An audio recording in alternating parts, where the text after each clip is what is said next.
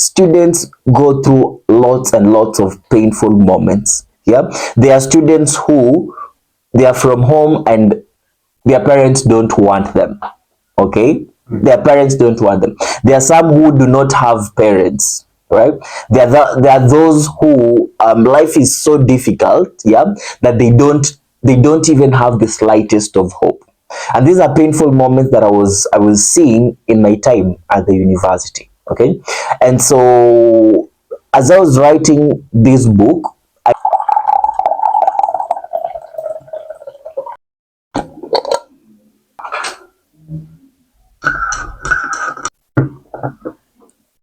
something to the banana, a place of vulnerability where as human beings we get to interact with God. And it's a place where I found myself about 12 years ago as a very young boy, passionate about football, playing football, getting an injury that will lead me to undergo 27 surgeries and sit at the hospital for 7 months. Yeah, and so for me that was a vulnerable place that I found myself experiencing lots of pain, but also experiencing the love of God and having Him hold me in His hands. I'm using lots of examples because I find a lot of power in examples. Take this glass of water, right? Let's say it was full to the brim, okay? And I ran with it, okay? Running with it, what will spill out? Water. Why water? Why not kerosene or milk? Because it is water that it is inside the glass. Exactly. It is water that is in the glass. Yeah. In times of pressure, and that is one thing that stands out in leadership. Yeah, there is going to be pressure and turbulence. Okay. In times of pressure, what pours out of a leader is what is inside, which is character. Profound. Okay. Yeah. So we are in the segment of responding to the question of the previous. What do we have a name for the segment? Last episode. Yeah, it doesn't have a name. Okay. We are in that segment, guys, where I get to respond to the question of the previous guests. Mnanipata? Okay, so Japheth asked me, without knowing me, that there is a quote that says, "What does not kill makes you strong." Okay, explain the quote with the context of your life. Now, for those who will get to read my book in his hands, you'll realize that I have had to undergo 27 surgeries, right? And it's been a very difficult journey, right? But one thing that I can say out of my journey is that it has molded my perspective as a leader, as a firstborn, as a human being, as an individual, on how I'm supposed to interact with other people, right? And it has fortified some principles that I live by, such as this principle of compassion. When I was sick, I saw people who cared for me, people who are willing to, give out their resources. I remember at one point I was at Kisumu Specialist Hospital, and a lady who had seen that I needed blood transfusion, okay, came, and she saw this because a friend of mine had posted on his status that I needed blood, and then my friend's friend, okay, also reposted, okay, and this lady now saw from the third person. I did not know her, and she came and she was willing to to donate blood for me. And so those were difficult instances, difficult moments of pain, but they have made me stronger. Yeah, stronger in understanding that I'm supposed to show love and compassion to others, even if I don't know. Yeah, even if I don't know them. And that is something that I also appreciate about Kenyans. Kenyans are very good people, very generous people.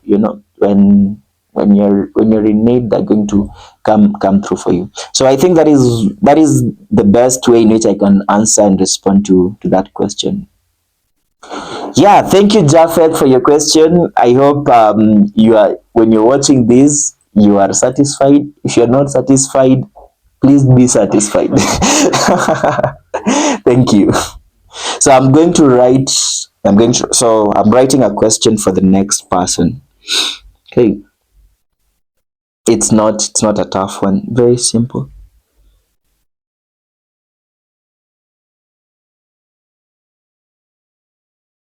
Hello, wonderful humans. Modern Day Campfire is a YouTube podcast where mental wellness meets creativity. Through visual arts, meaningful conversation, and storytelling, we create a warm and honest space where we explore emotions, share experience, and ignite healing. So pull up a chair and let's gather around the Modern Day Campfire. And today our magnificent guest is Najel Otieno. Karibu sana Najel. Thank you so much, Sambia. Yeah. I'm very, very happy because I first met you in 2023. Yeah, and man, like I was just looking up to you in very, very many aspects. Your articulation, the way you had a podcast then also, and I really, really wanted to be part of something like something like your journey, like a journey whereby you have like I really value consumption of information and also creating something where you can just put it out there. And in 2023, 2 years back, you are already in that journey and you are thriving in my perspective. And I'm just happy that 2 years later, we are working on something together. And karibu tena. Thank you so much, Sambia. I am privileged. Yeah, I'm privileged and honored to be part of your journey. Modern Day Campfire. Quite an amazing job you're doing.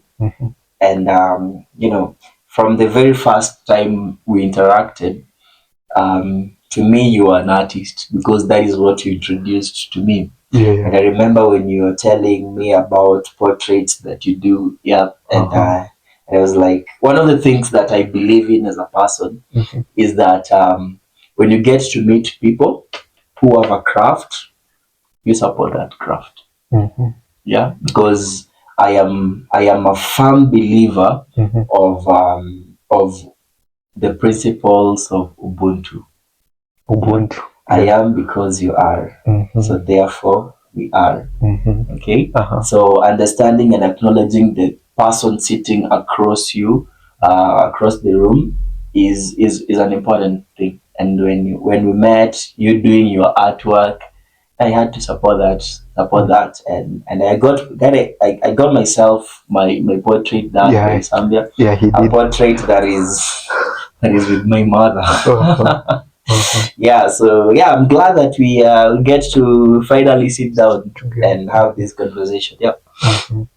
Hello everyone. So today I am privileged and honored to be at the Modern Day Campfire.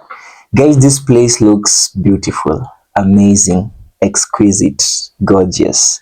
Thanks to this young man who's doing an amazing job, Sambia. I met Sambia a few years back when we were doing Taifa Teule Leadership Network together, and it's been amazing to see that he's set forth in his path, and I'm here to to be part of this amazing experience that I've been seeing others are partaking on to. Also the art that this guy is doing, manze, it's if you haven't gotten any form of art from Zambia, then you're missing out. I remember I got a portrait of myself from him, and that portrait is still dear to my heart. Nowadays it's at home in Kisumu in my mom's house, yeah, because she wants to she wants to see me. But yeah, I am glad to be here today. That's a nice one. It's good. Habari Najel.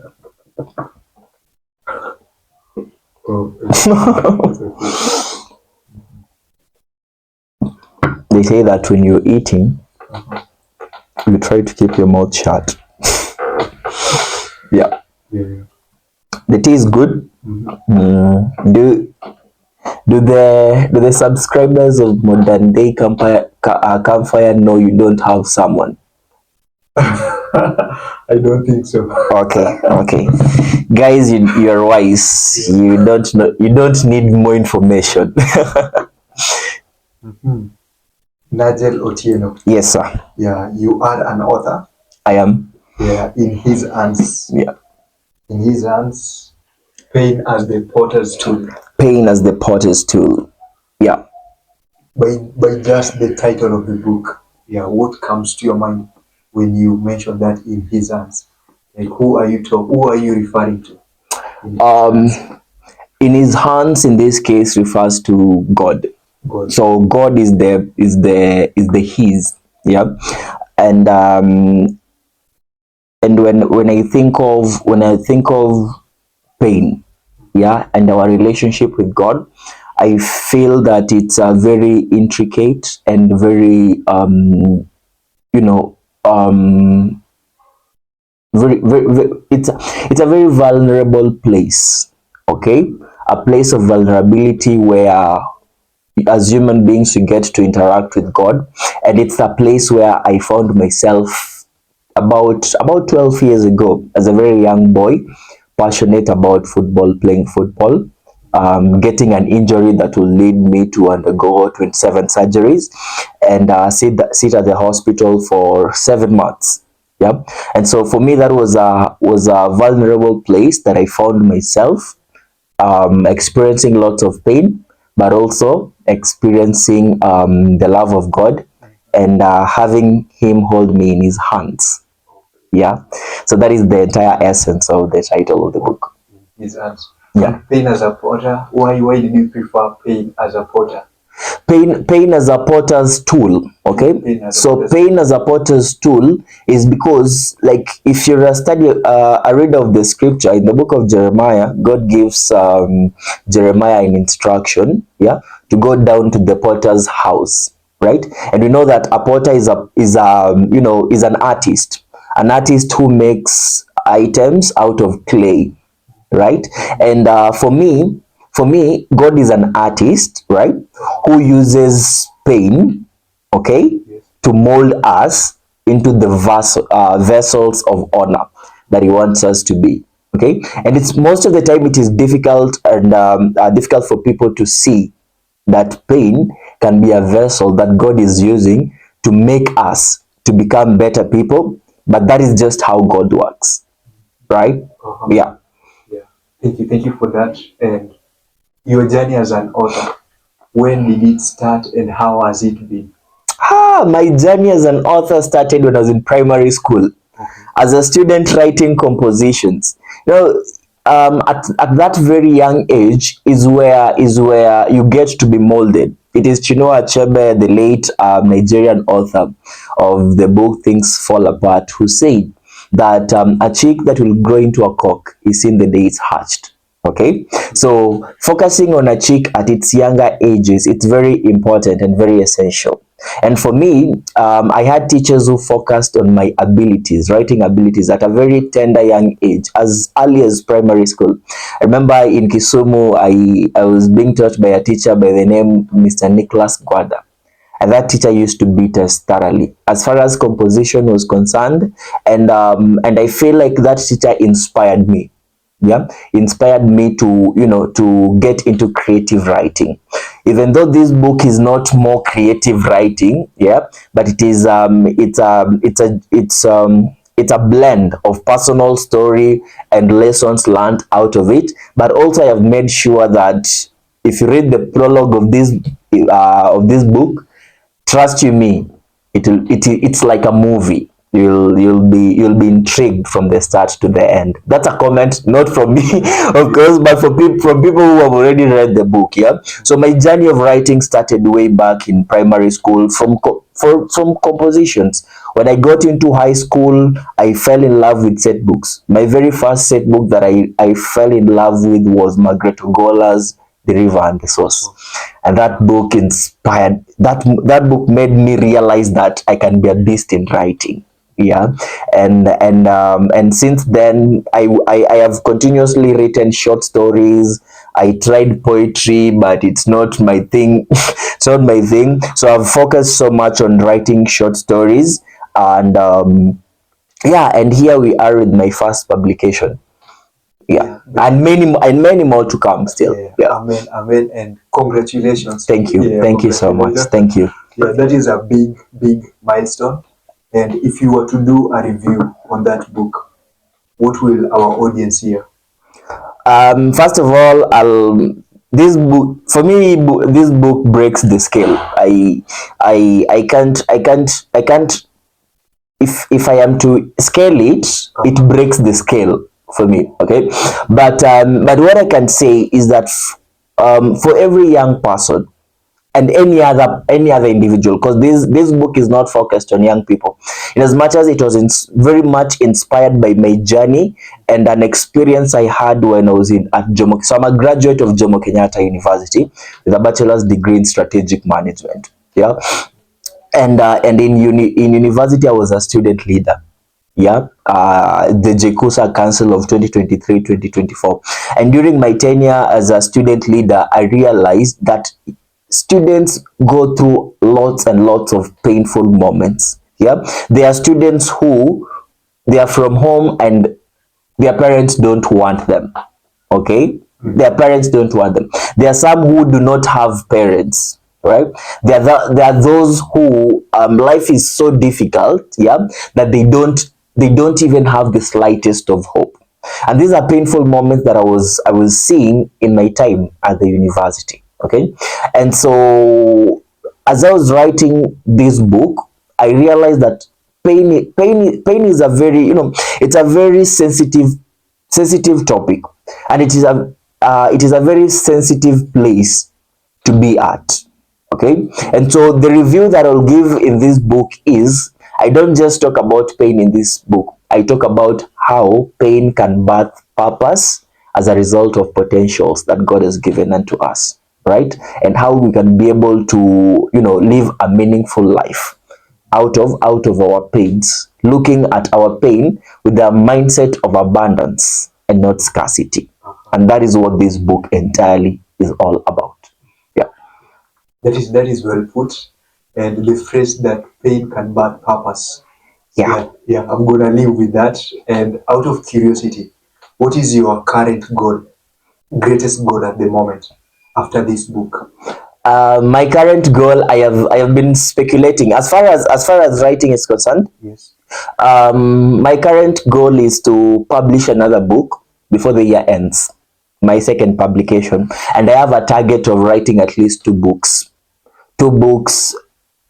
at best by the grace of God, two books in a year.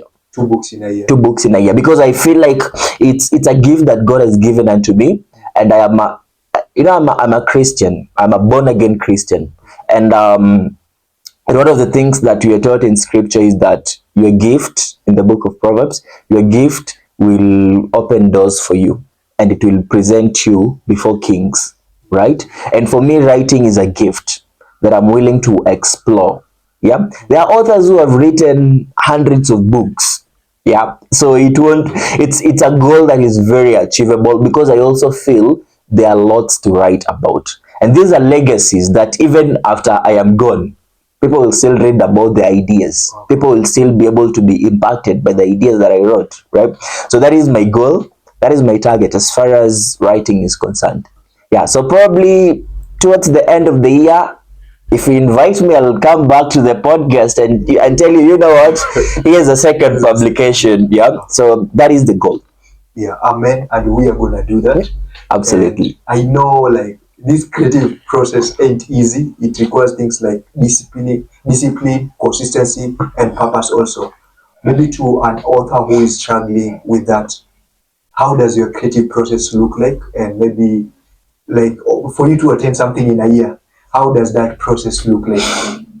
Well, when I was in high school, I studied at Kisumu Boys High School. Yeah, and when I was in high school, our school had kind of banners, like don't know if I should, not banners. They were like boards that had been, yes, boards that had been tiny pieces of wood that had been written all around our assembly hall, right?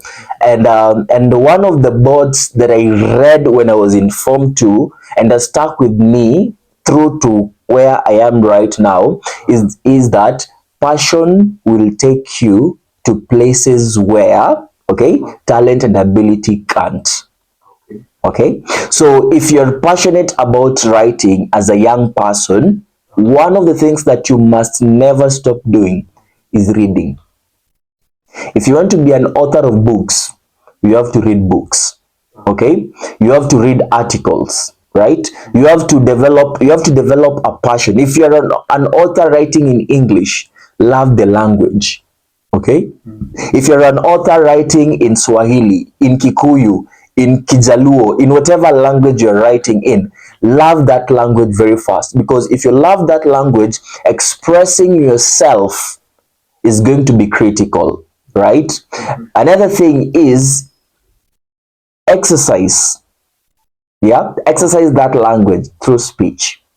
Yeah, they say that practice makes perfect. It is true. Yeah, so perfect. So if you're writing in the language English, perfect your English by constantly and consistently speaking in English. It helps to streamline your ideas. And also another thing, write about subjects that you are interested and passionate about. Yeah, that is going to make your writing easy journey, your writing journey easy. Sorry. Yeah, because one of the things that as an author you'll get to experience a lot is something called writer's block. You experience writer's block. There are no ideas that are coming forth, and you are writing a book. Yeah, and I experienced it a lot when I was writing this book.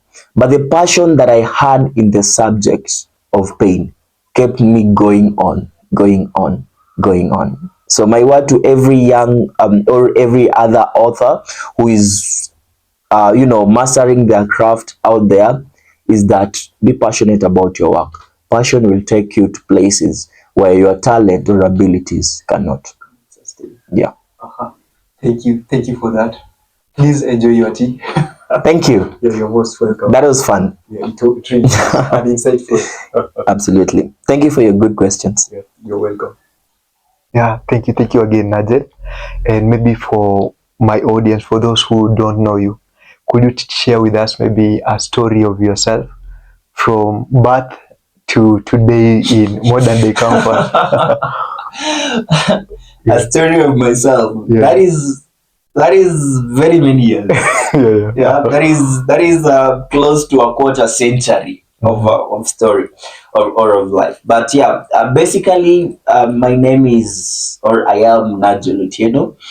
I am I don't know if it's necessary to say my tribe. Yeah, but I come from Nyanza. I am a Luo. I'm the firstborn in a family of 6. Yep. This is a very difficult question. I don't know if every other guest who gets to sit on this couch feels what I feel, because I'm wondering what should I say or what should I not say. Yeah, but I'm a firstborn. About myself, I love reading. I am a leadership enthusiast. Yeah, I am a Christian. Yeah, a practicing Christian.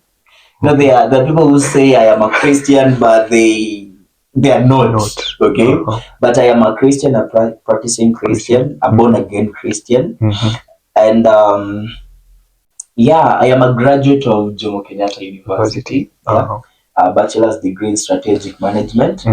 As a result of my leadership journey, my passion about leadership, I'm currently studying with Abundant Leadership Institute in Kigali, Rwanda.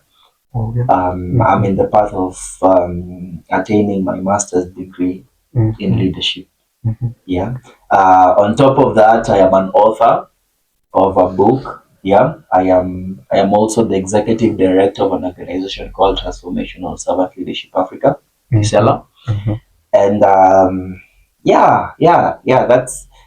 those are little wee bit pieces of myself that I can say. If you didn't give me structure, and it's going to be part of what we'll be talking about. Yeah. Because for me, if I don't have a particular structure on how I'm going to do something, I find it very difficult. And I think many people also might find it very difficult. But just I think the people already know a little bit about me. You. Yeah. Thank you. I hope that is enough. It is.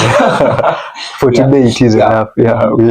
I'm gonna give you a structure on our next episode. You'll be seeing him here more regularly with bigger achievements. I'll be honored. I'll be excited to be part of it. Yeah. And this is a commitment also, like you are making to my audience. Today we have his book. And yeah, the next time, like on his second book, also he will be here, and also we'll do a podcast on just the books that he's been doing. So it is a challenge for you. I'll encourage you to read them, because I'll read them also, and then we will go through them. Absolutely. So for today, we are going to talk about why systems and institutions matters in a thriving country. And before we just dive deep. Do you mind maybe taking through, like maybe promising something to our guests that is what they're gonna gain by the end of this conversation? Absolutely. That is what I came here to do. So that is what they're going to get. That's why I'm here. That's my why for today. Okay. And what is that they are gonna get? Maybe if you could, in a nutshell, like. One of the things I promise any person who is watching this is that at the end of this conversation, you're going to understand why systems and institutions are very essential. For a country to thrive, and not just a country, but even for individuals, for families to work, for your life as an individual to work out. You need certain systems and structures which are critical in ensuring that you attain success. Basically, systems and structures or institutions are like conduits. Okay. Conduits. They are like conduits. You know what? It's you see like you look at electricity. Okay. Before the bulb lights, there are the wires that are acting as a conduit, as a passage. Okay. So the current has to flow through the wires to light the bulb. Okay. So systems and institutions are the same. If you have quality wires, okay, the current is going to flow and you're going to have quality light. So that is what I am promising the people who are watching, that at the end of it, you're going to see the essence and sense in it that it makes sense. You do need that. Thank you for that. And maybe my first question will be, I know many people who complain about the matrix, the system, the government. Could you just take us through, like, what is system to you? And I want to explain it in the simplest of ways, right? And think of a human body. Okay. So a human body has all these things, that are making you human. Be it your legs, your limbs, your hands, your head, your internal organs. All these are making up the human body, right? But there's an essential bit that is very responsible for making sure, that you're established, that your eyes are working, and that is the skeletal. Okay. So the skeletal is in itself a system, a system of interconnected bones, that are responsible for the functionalities of the bodies. Okay. So you have the bones interconnected together, the muscles, the tendons, the flesh, and all of it is mounting up, mounting up together to form a body. So basically, a system is that which everything else is mounted on to achieve the success that is desired. Because you cannot have a body if you do not have a system. And in the event that the skeletal has a problem or the bone yeah, basically, which is the skeletal, has an issue. Take for instance, you break your knee, you can't run. True. It means the system has a problem. Okay, so you look at it in terms of expound it in terms of a nation. A nation has different institutions and structures. Yeah. Take for instance the arms of the government. Those are institutions, okay, that have systems within them that are supposed to support the running of the country. Yep. So you have the judiciary, you have the executive, you have the legislature. Yep. They are institutions that have systems within them, okay, that are supposed to help in the running of the country. So the only question you can have is what kinds of systems are supporting these institutions to make them work. And that is where the problem now is. Okay, some of these institutions, their knees have been broken. Okay, so the systems, yeah, some of these systems, the knees have been broken. You know, the heads have been chopped off. So the body, those specific bodies or those specific institutions cannot be able to run and operate effectively.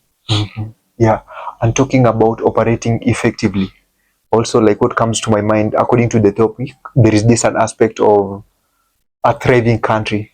How does a thriving country look like to you? A thriving country looks like how it looks like to me. Let me draw an example from a book that I have found a lot of sense in, and that is the book Why Nations Fail. Nations Fail by Darren Asimoglu and Robinson. Okay, and in that book, the authors draw a comparison between two cities. Yeah, so this is Arizona Nogales and Arizona Sonora, and these are cities that one is in the US, the other one is in Mexico.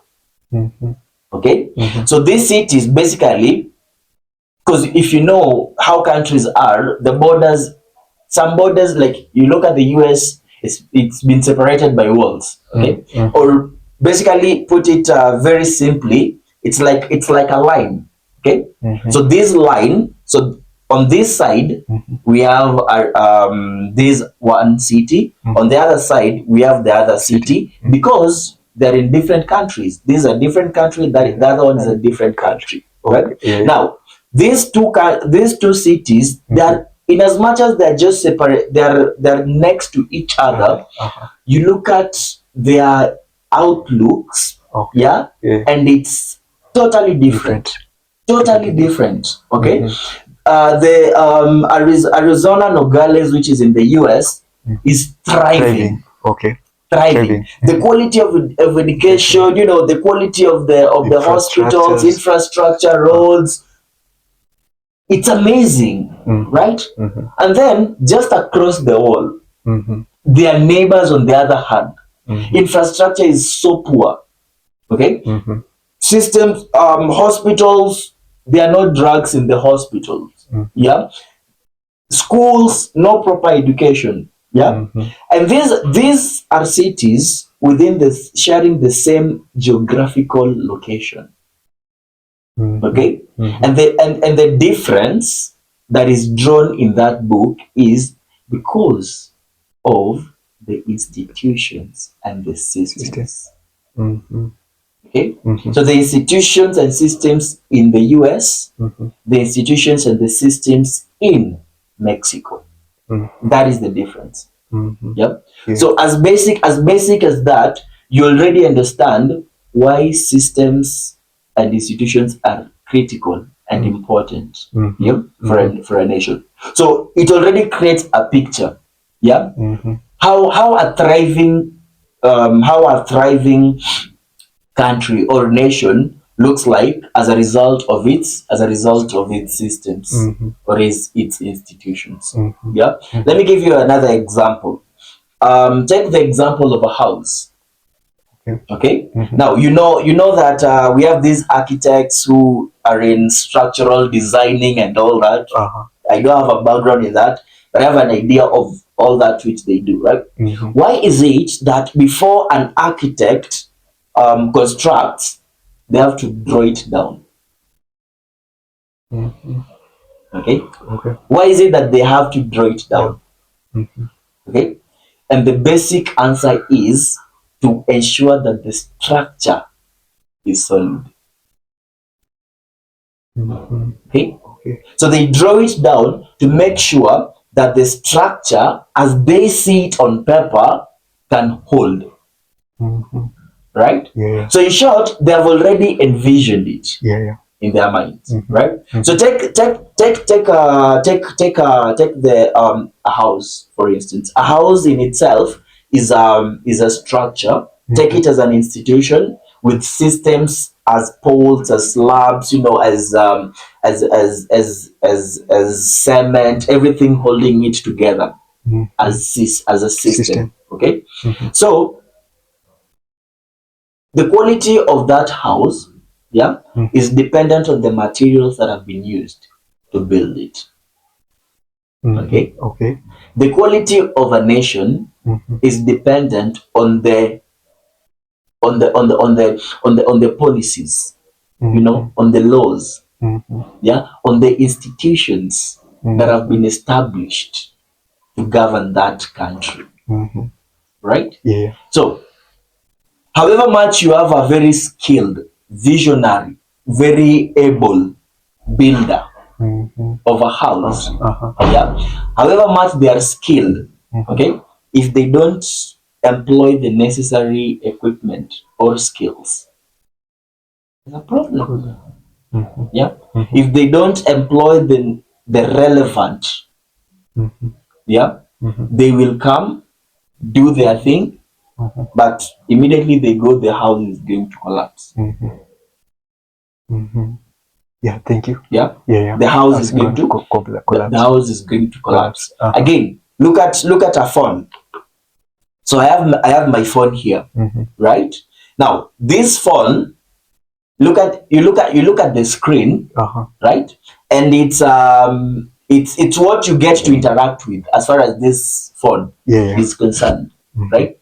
But what is the most important thing about this phone? Is it the screen? Not really. It's not the screen. It is the operating system of this phone. That is systems and institutions for you. So this screen, the screen are the leaders that we are interacting with. However beautiful this screen is, okay, however capable this screen is, even if you put a protector on it, protect it from falling, if its operating system is down, it has a problem. Okay. So the entire essence, the entire important bit is the system. And maybe for someone, how true is this statement that those people who believe that maybe we don't go through financial struggles or poverty because of the government, the system, or the rich people in the country, but it's because of our fear and maybe our laziness? How true is that statement?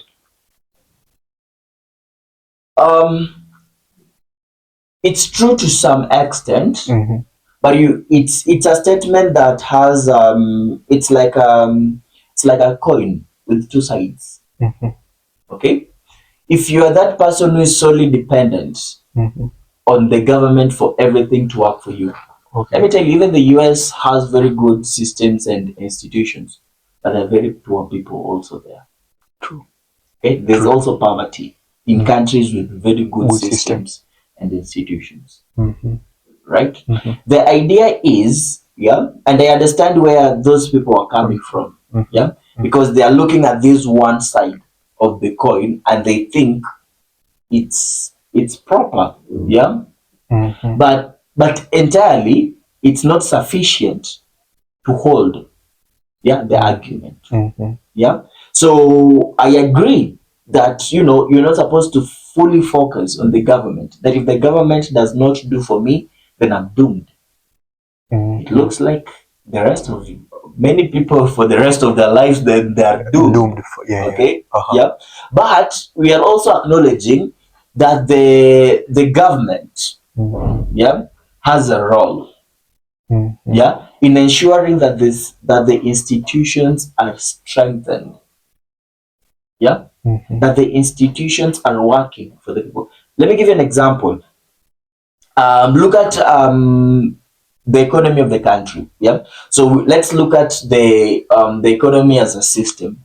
Yeah, a system of production and all that, labor and all those things that are involved in economics. Okay, so it in itself is a system.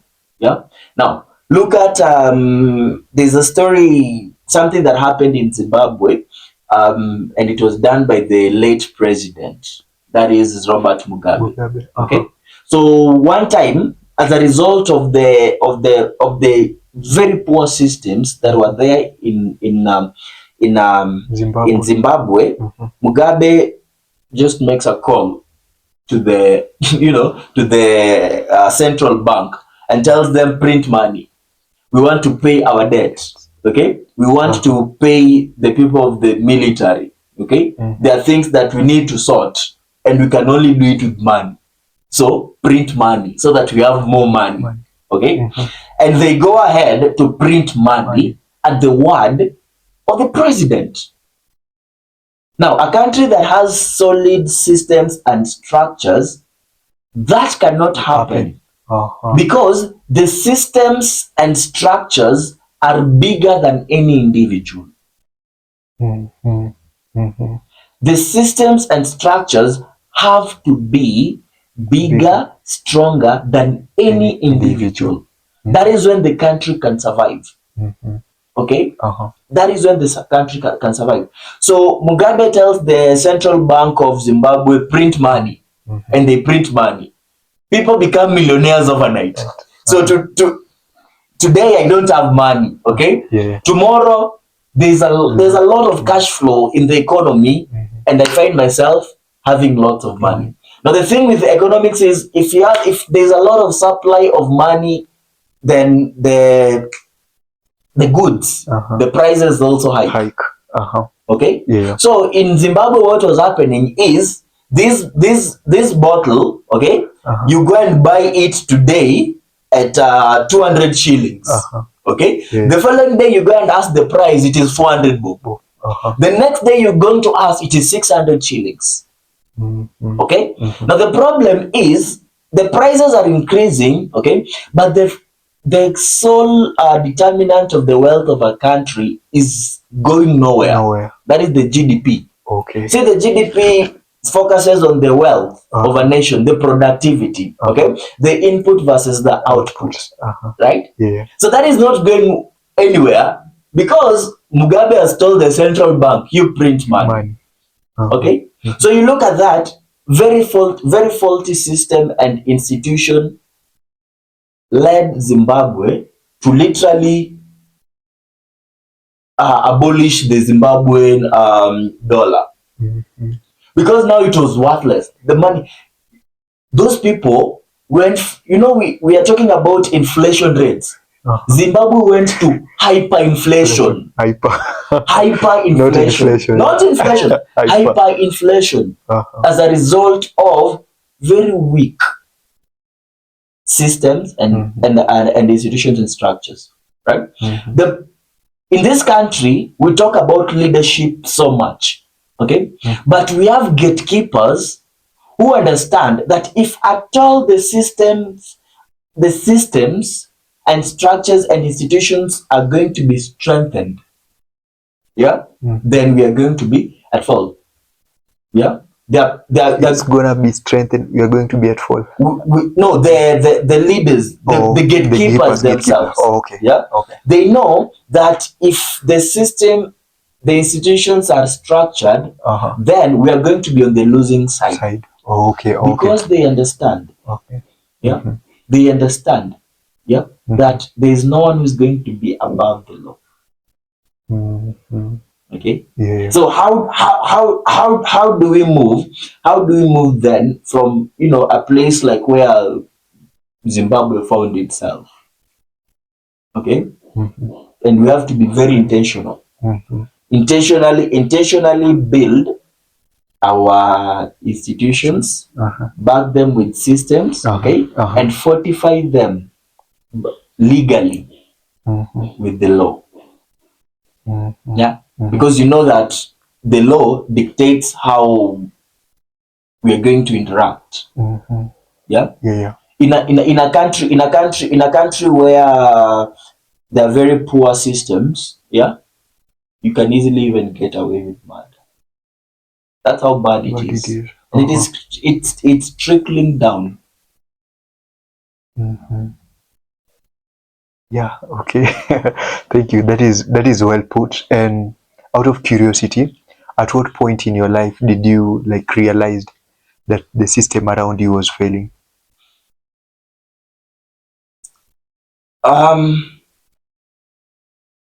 The the system around me. I think I've had a general outlook of systems. Yeah, systems, and just having the opportunity to look at what is supposed to work vis-a-vis what we already have. Okay. Well, I have been in spaces where the system around me has been a church system. Okay. And it has been a very faulty church system. Okay. A church system that is not, this thing, it's not rocket science. See, it's as simple as you are in a church, okay, where there is no clear structure on how things are supposed to be running or things are supposed to be done. Okay, the leader of the church can wake up and say, today we are doing this, and you do it. Yeah. So you find yourself subject to more experiment. Okay. So you find yourself oftentimes experimenting. Yeah. Let me use myself as an example. So I'm learning about leadership. Okay. When we were doing TLX in my cohort, my cohort was cohort, is it 13 or 14? I think 14. Okay. So I was elected to be the project chairperson for that cohort. Okay. And we were having struggles in raising finances. So as the chairperson, one night I sat down with myself and I was asking, why is it that when we call on to people to come, and help in fundraising, they are not coming, right? Then something struck my mind, yeah, that people are not taking part because there's nothing, yeah, that is ensuring that they take part. Okay. And for me at that particular time, I realized, wait a minute, there's something that I can do. What can I do? I can involve these people. Yeah.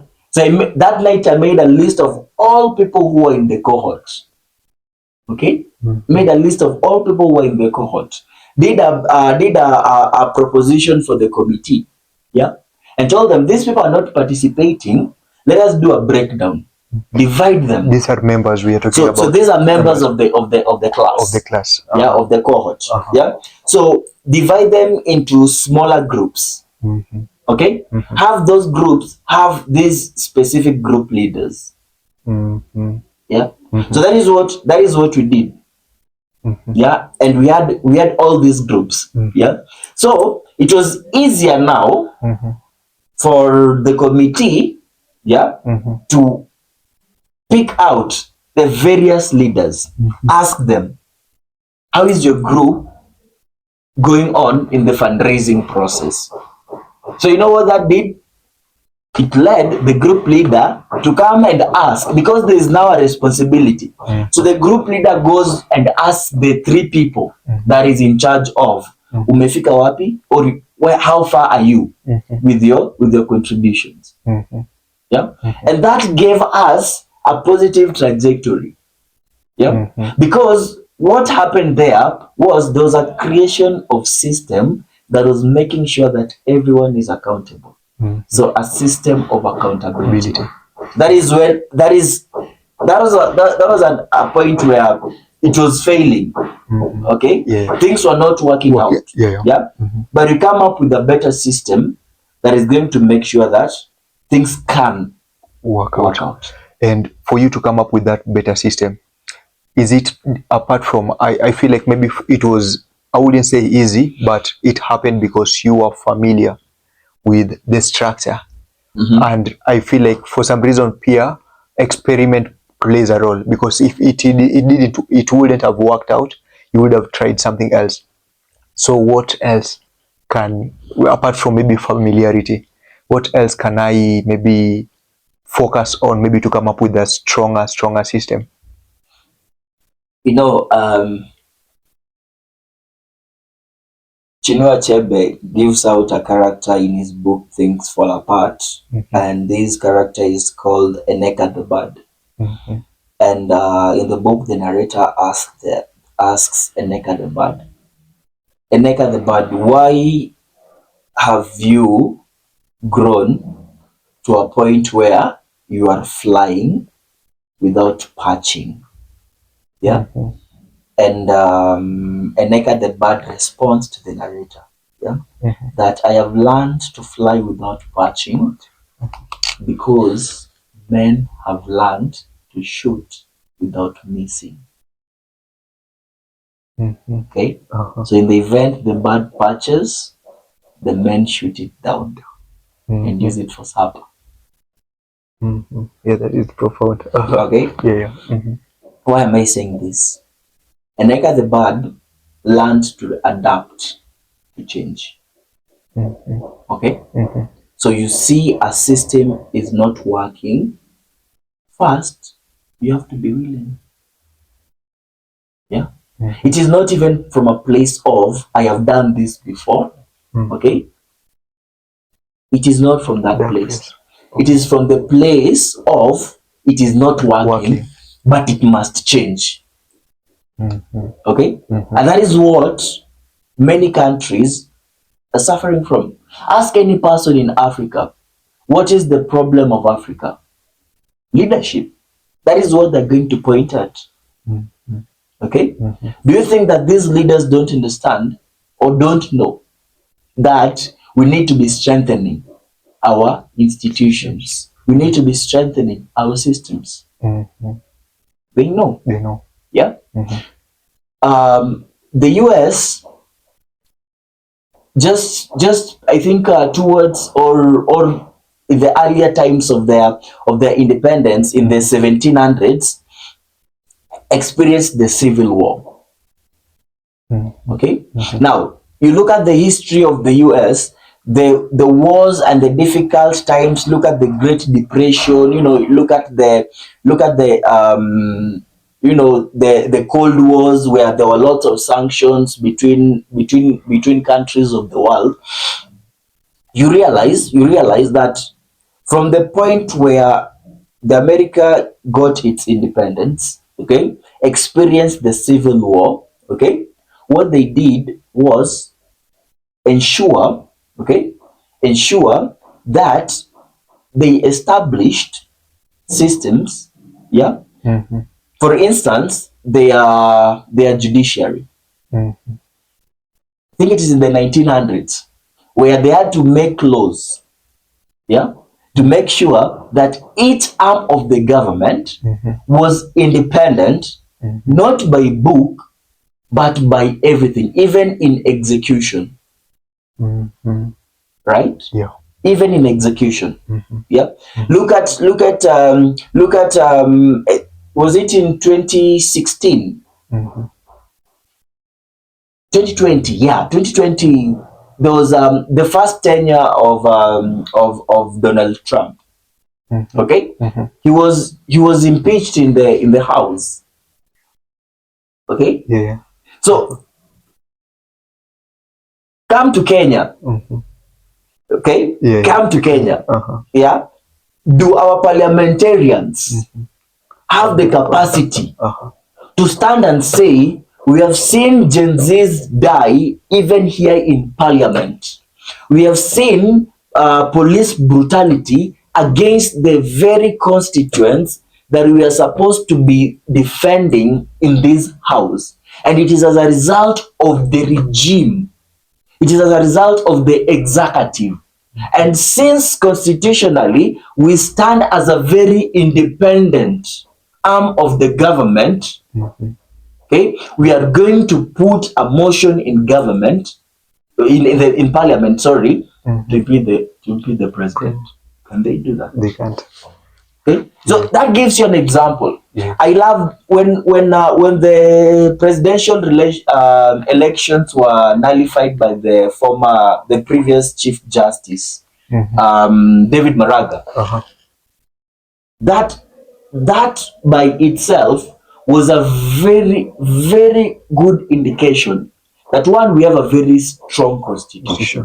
Okay, the constitution that was promulgated in 2010 was a that landmark ruling by the judiciary then, told us something, okay, that we have a good institution, okay, but the people who are running this system are the ones who can make the difference.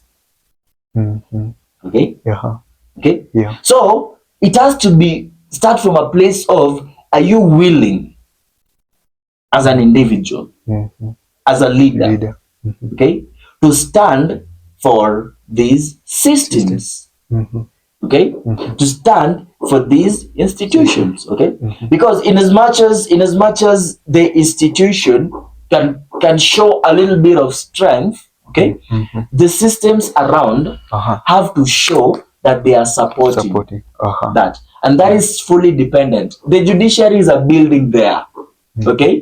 The constitution, yes, it's a document, that is very powerful, but it is subject, it is subject to the implementation, okay, to the implementation. And who is this that is implementing what the rule of law dictates? Leaders. It's leaders. Okay, so there has to be willingness. Willingness to say things have been the same for a long time. We want change. Okay, like Eneka the band. You have to say, men have learned to shoot without missing, so I will fly without patching. Thank you for that. And I wanted to ask you, like, a point in life where you decided to change the system, but for the TLX was a very, very good example, and it worked. And funny enough, in my cohort, we applied something like that. So it might be rooting from what you started. It might be rooting from that. I know TLX has a good behavior of using precedents. Okay, so classes, when something works in this cohort, they try it in the other cohort too. Which is a very good thing. And you happen to be a founder of Transformational Servant Leadership Africa. Could you just take us through what that organization is about? Is it an NGO? For how long has it been on the ground? Kindly. So Transformational Servant Leadership Africa, better known as TSELA, is a leadership development organization. Okay. I am a firm believer of John C. Maxwell's words that everything rises and falls on leadership. Okay, but I'm tempted to extrapolate it a little bit and say that everything rises and falls on the character of leadership. Okay, on the character of leadership. And to illustrate that, I'm using lots of examples because I find a lot of power in examples. Take this glass of water, right? Let's say it was full to the brim, okay, and I ran with it, okay. Running with it, what will spill out? Water. Why water? Why not kerosene or milk? Because it is water that it is inside the glass. Exactly. It is water that is in the glass. Yeah. In terms of pressure, and that is one thing that stands out in leadership. Yeah. That is going to be pressure and turbulence. Okay. In terms of pressure, what pours out of a leader is what is inside, which is character. Which is character. Profound. Okay. Yeah. Which is character. right? Yeah. So you see our leaders, how they behave in times of pressure. Mm. And I take you back to the Gen Z movement. Mm-hmm. Yeah. Yeah, yeah. When there's a lot of pressure being acted on them, yeah, Mm-hmm. the next thing is blow their brains out. Mm-hmm. Okay? Mm-hmm. What does that tell you about the leader? Leaders. When people are running and crying that things are difficult, we don't want this, and we're saying that it is a government of the people, for the people, by the people, because it's a democratic government, okay, then why is it that you are not heeding, you're not listening, Mm-hmm. okay? Mm-hmm. Inside you, Mm-hmm. character, okay? Mm-hmm. So Transformational Servant Leadership Africa, the organization, focuses on the inner development Mm-hmm. of leaders. Okay? Mm-hmm. Inner development of Leaders. leaders. Okay? And we understand, yeah, we understand that the character of a leader determines their leadership styles, determines how they are going to act even in times of pressure. Yeah. So our focus is inculcating the transformational servant leadership behaviors in leaders, mostly young leaders. Leaders. Mm-hmm. Okay, Mm-hmm. and so we teach them on the concepts of empathy, compassion, Mm-hmm. okay, foresight or vision. Vision. Okay, creating an enabling environment Mm-hmm. for the people they are leading. Mm-hmm. Okay, Mm-hmm. and all these things, yeah, Mm-hmm. all these things are informing the character of a leader. You understand that you cannot be a leader of others before you lead yourself. Yourself. So it has to start from within. Within. Okay? Mm-hmm. So that is what Transformational Servant Leadership Africa focuses on. Okay? Mm-hmm. Because we understand that if at all we are going to have strong systems, we have to have leaders who are willing. Mm-hmm. Okay? Mm-hmm. And how are these leaders going to be willing? They are going to be willing because they have a heart for the people. Mm-hmm. Okay, Mm-hmm. they are going to be in Chinua Achebe's book, A Man of the People. They are going to be men of the people. Mm-hmm. Okay, because that is their sole responsibility, to present and protect the interests of their people. Mm-hmm. Okay, so the idea that we have is, if we can have empathetic, compassionate leaders, okay, whose first step of action when they are making policies, the first thing that rings in their minds, okay, is that young boy, okay, who has done so well in their final junior secondary exams, and they're supposed to go to high school, right? And they don't have the finances to take them to high school. So when he's passing bills and policies in parliament that are in relation to education, that is the person they are thinking about. Yeah. Not, okay, not how much am I going to be able to get out of this. Yeah. Right? Yeah. It's a mental shift that you are working on. Yeah, that can shift the mind of leaders to stop looking at what is in it for me and start looking at what is in it for the people first, because that is servant leadership. Okay, so we are building a system. Okay, we are building a system that is pegged on a leadership that is people centric, not individual centric.